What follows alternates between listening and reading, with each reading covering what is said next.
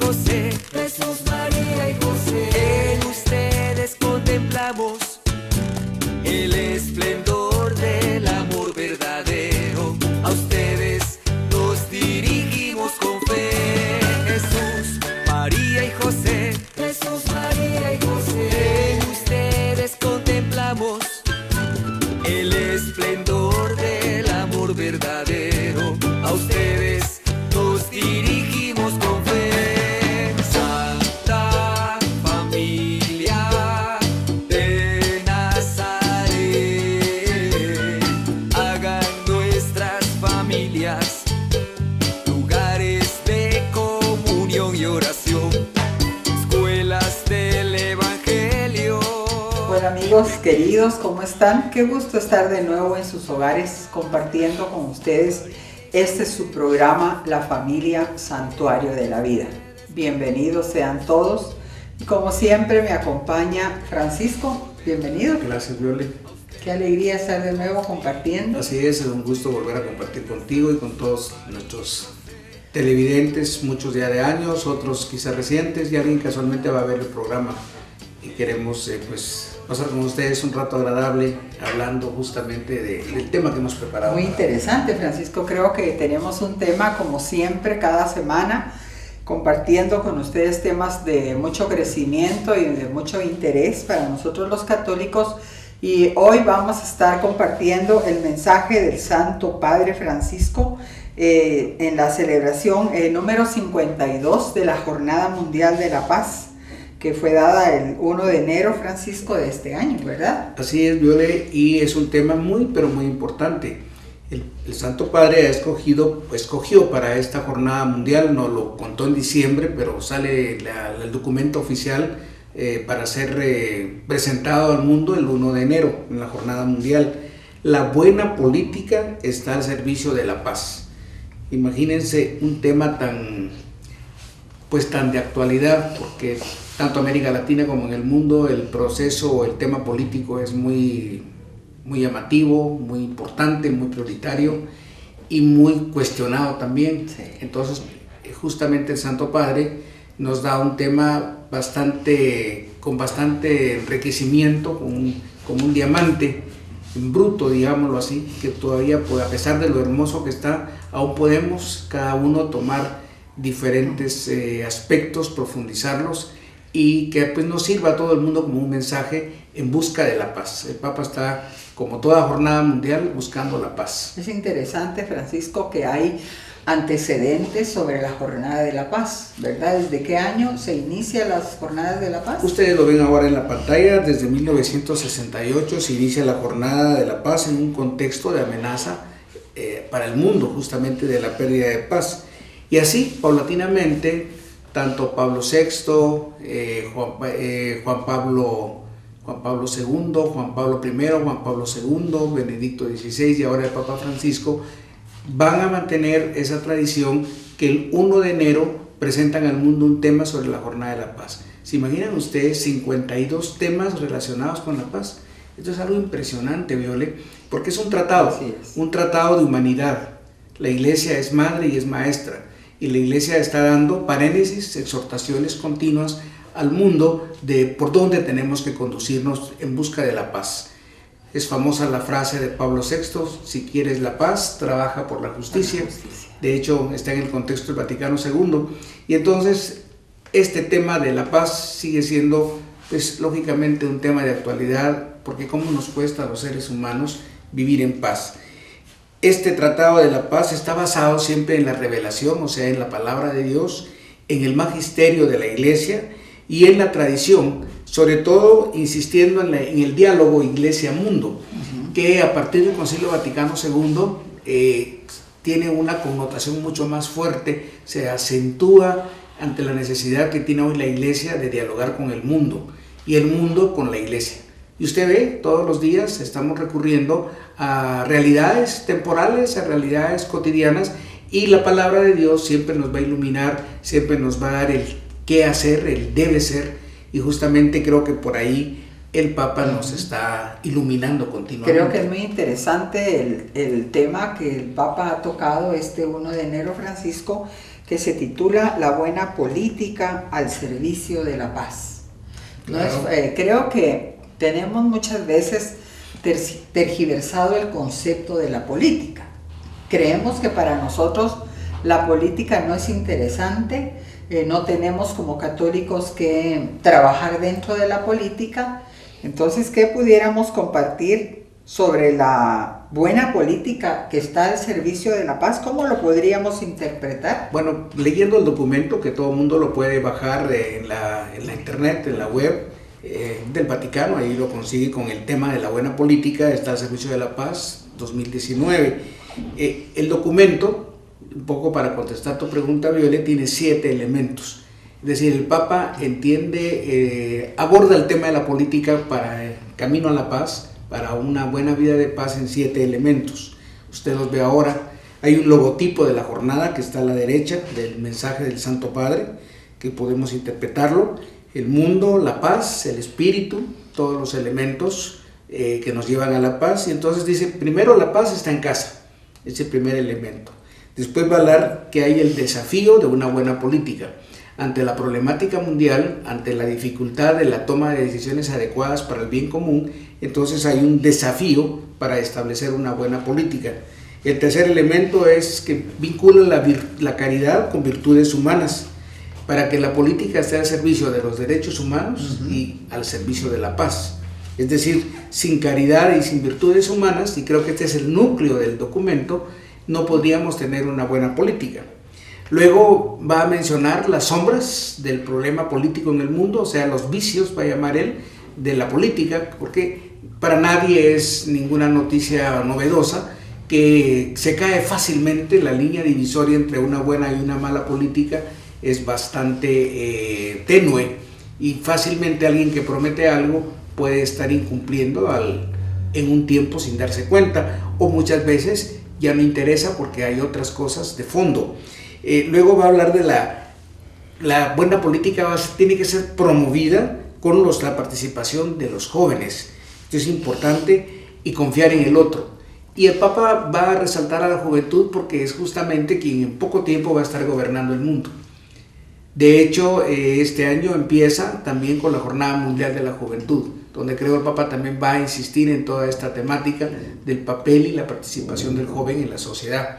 Y entonces, qué reto para las familias el poder formar jóvenes que tengan valores para el servicio a la población en búsqueda de la paz. Luego, en el 6º punto, va a tocar y a reconocer el tema de la estrategia inadecuada de la guerra, que es justamente lo contrario a la paz, la guerra, y sobre todo en un contexto de la celebración del aniversario de la Primera Guerra Mundial. Entonces, que vivió Europa y también la Segunda Guerra Mundial, hay todo un dolor, todavía hay esos resabios. Yo, por ejemplo, estuve en el museo de Nagasaki, y es impresionante cuando uno mira, es un edificio de 5 niveles, y en cada nivel hay aspectos que fueron quemados por la radiación, por la bomba atómica. Entonces, por ejemplo, me impresionaba ver un candelabro de plata que estaba doblado por la radiación. ¿Te imaginas aquella temperatura a la que se fue sometido? En algunos de los niveles están los efectos estocásticos, los efectos que al ser humano le produce la radiación. Bueno, es un holocausto ver ese museo en Japón.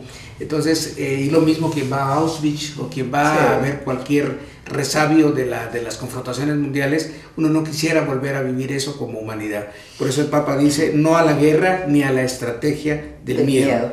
Y finalmente propone un gran proyecto de paz. Entonces, creo que es importante describir el documento porque es enriquecedor para la familia, para la sociedad, para el mundo en su conjunto, independiente de los credos religiosos. Este es un documento de humanismo, este es un documento que puede ser utilizado como agenda para aquellos que pretenden tarde o temprano gobernar el mundo o participar en el desarrollo de la sociedad. Interesante, Francisco, también saber qué es la política, porque muchos no sabemos qué es la política. y cuáles son nuestras responsabilidades al trabajar nosotros dentro de la política o ya somos política. Fíjate que en la línea de la administración uno habla de las políticas de la organización, y las políticas de la organización son las líneas de actuación. Es decir, que la política al final viene siendo una línea de acción. ¿Cómo voy a dirigir, cómo voy a lograr que se produzca algo? Esa es la política. Y entonces las empresas, las organizaciones tienen sus propias políticas. Pero entrando a la definición, primero así muy de diccionario, muy de Wikipedia podríamos decir, es una ciencia que trata del gobierno y la organización de las sociedades humanas, especialmente de los estados.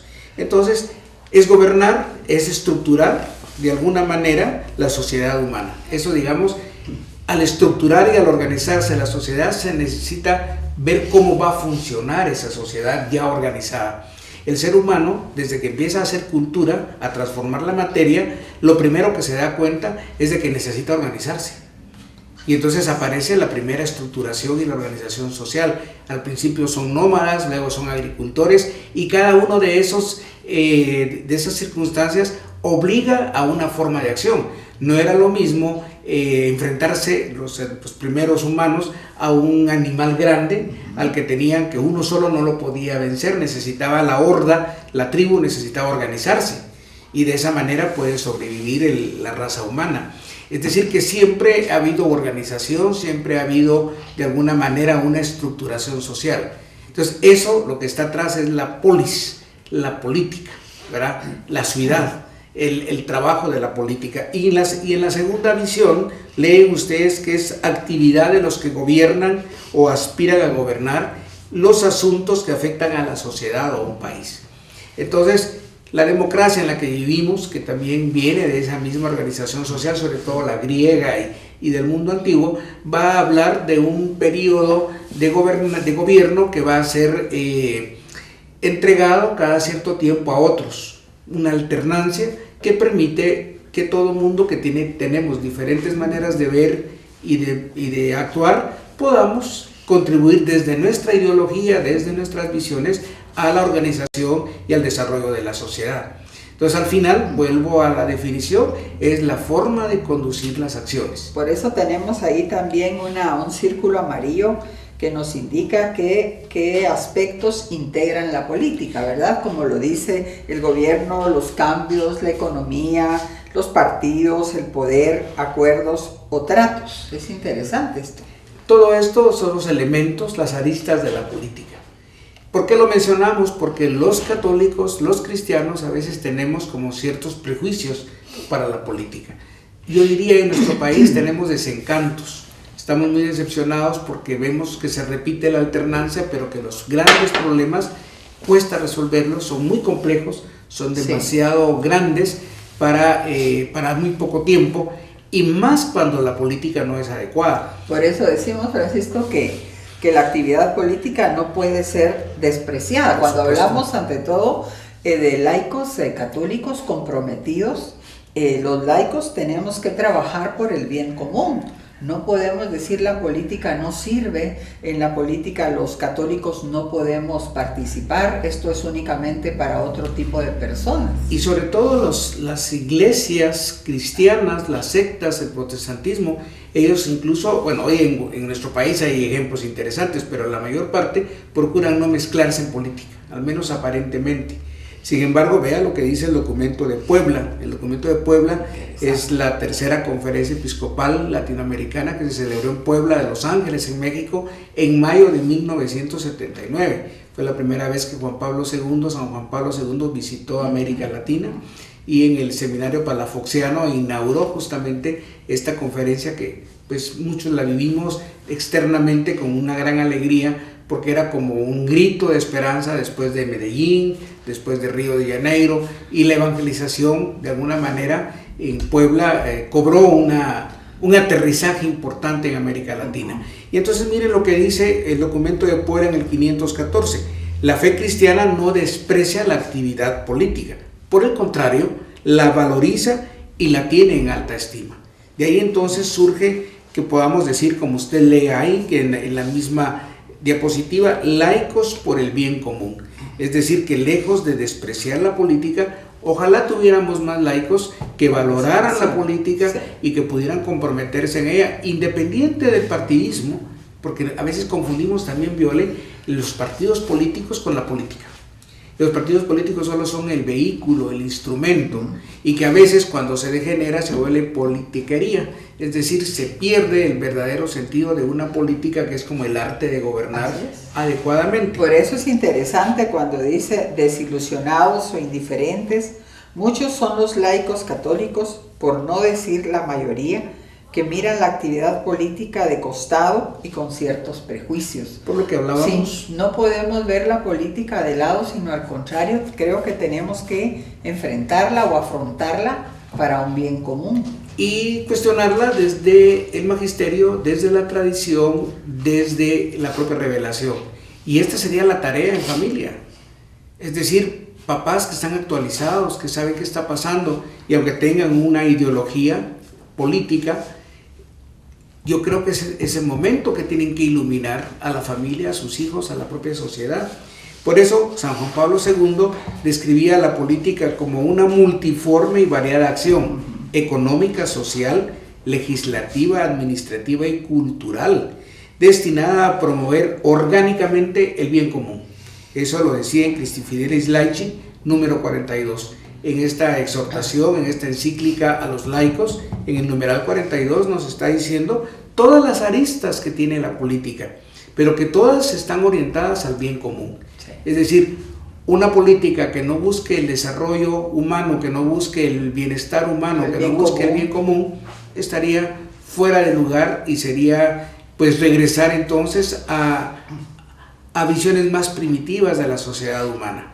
Es interesante, Francisco, también cuando hablamos del partido político, en la siguiente diapositiva, en Puebla número 523, dice que es un grupo de ciudadanos que se proponen conseguir y ejercer el poder político para resolver las cuestiones económicas, políticas y sociales según sus propios criterios o ideologías. Es interesante. Porque anteriormente el Santo Padre va a insistir que a los laicos nos corresponde de alguna manera un papel en la política. Sí.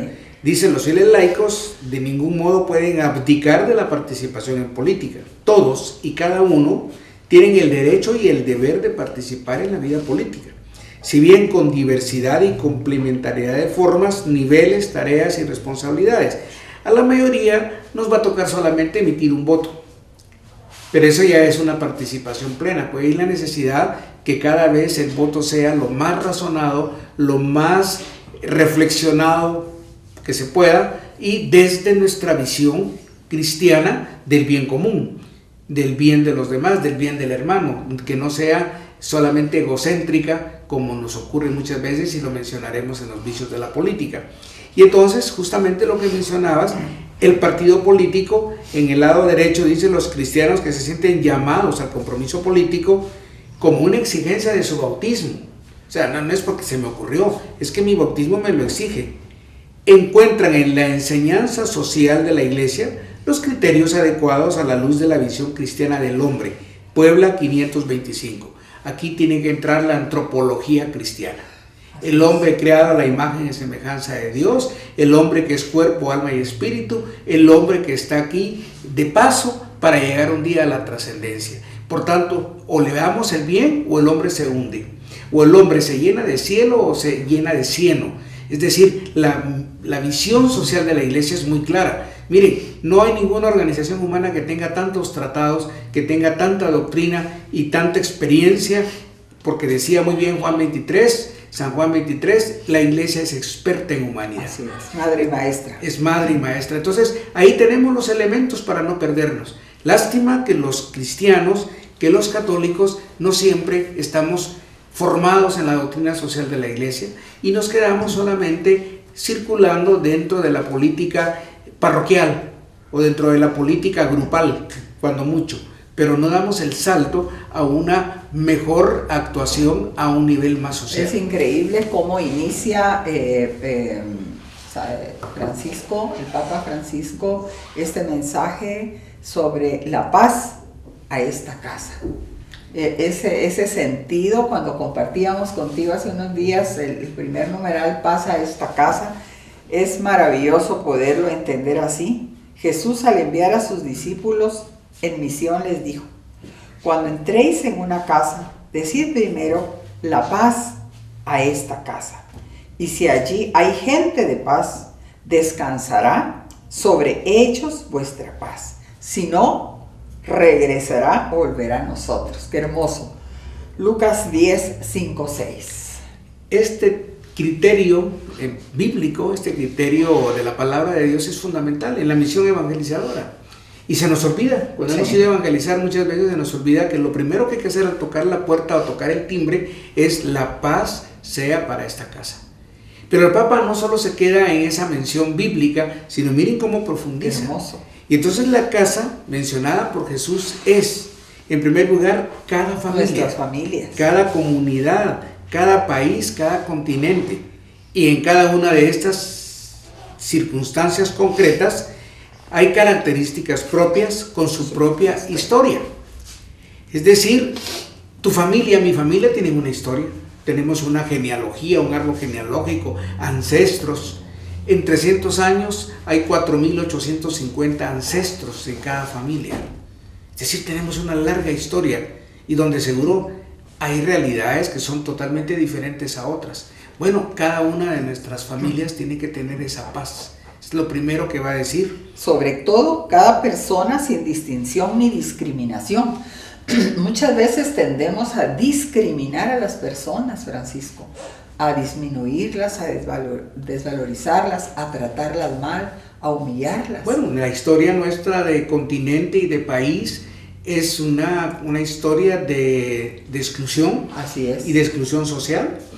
Es una larga historia de dividir a la gente entre negros y blancos, indios y ladinos, católicos y protestantes, verdes y colorados, etcétera, etcétera, católicos, todo. Incluso en nuestros grupos, unos son de Apolo, otros son de Pablo, otros son de Pedro, es decir, tendemos a dividirnos todo el tiempo. Entonces por eso el Papa va a insistir, oigan, la persona es el valor, porque es el centro en cada persona, y eso decía Puebla, hay una dignidad, hay un valor fundamental. Ahí está Dios porque está hecho a imagen y semejanza de Él, somos imagen y semejanza. Y finalmente, nuestra casa común, donde tendríamos planeta que entender Tierra. toda la exhortación apostólica de Laudato Si del Santo Padre. Él comienza con un discurso ecológico, un poema a la naturaleza. Hoy estamos pagando el destruir la naturaleza. Hemos cambiado el clima, hemos entrado a nuevas amenazas porque no hemos respetado las reglas del juego. Entonces él dice, también es nuestra casa común el planeta, en el que Dios nos ha colocado para vivir y al que estamos llamados a cuidar con interés. Qué hermoso este concepto de Francisco de la casa.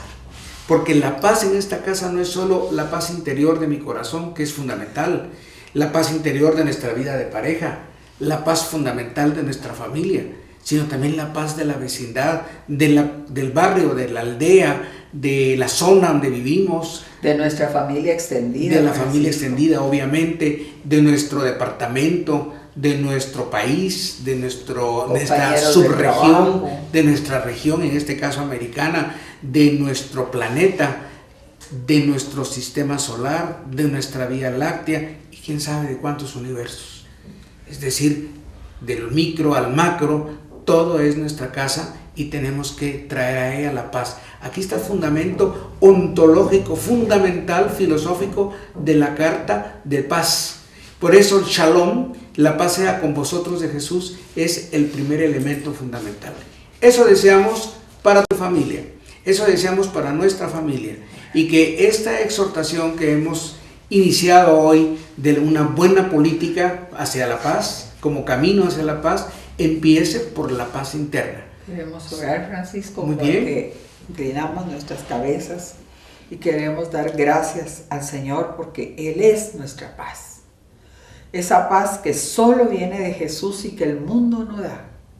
Queremos pedirle al Señor Jesús en este día que esa paz que estamos recibiendo en este momento podamos transmitirle a nuestros hijos, nietos, hermanos, primos, abuelos, que esta paz que viene del corazón de Jesús se lleve plenamente y llene plenamente toda nuestra Guatemala, todas nuestras familias, crezca y sobreabunde en amor, en paz, en armonía, que es lo que tanto necesitamos en este planeta Tierra. Gracias, Jesús, gracias, por habernos puesto en esta tierra, en este lugar, en esta casa que es de todos. Gracias. Y que pedimos hoy que reine y sobreabunde la paz. Gracias, Señor. Gracias, hermanos. Gracias por compartir con nosotros esta primera entrega de la Jornada Mundial de la Paz del año 2019 del Papa Francisco.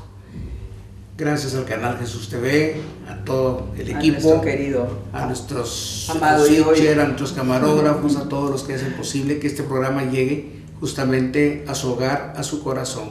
Y no olvide vernos en la página de Facebook, La Familia Santuario de la Vida, y también en YouTube, donde también se colocan los programas para que podamos mantener esa comunicación, y envíensela a todos sus contactos para que este mensaje, si le ha gustado, pueda ser conocido por mucha gente más.